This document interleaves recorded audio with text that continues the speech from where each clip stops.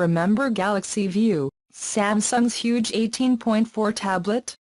Certifications from Bluetooth and Wi-Fi organizations reveal that 3 years later there's a sequel on the way.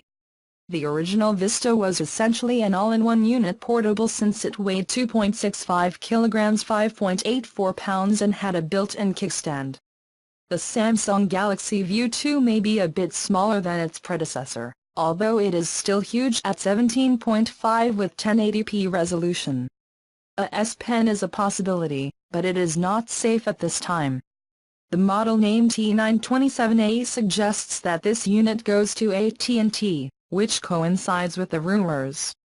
Do not expect it to be a source of power. The original nor the suggested specifications are an Exynos chipset with 3 GB of RAM.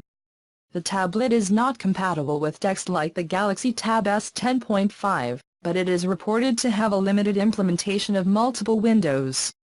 Galaxy View will use USB-C to charge. The original had a laptop-type plug and the stand will be replaced with a hinge for more flexibility when adjusting the viewing angle. Expect to see Samsung and AT&T unveil this sometime in October.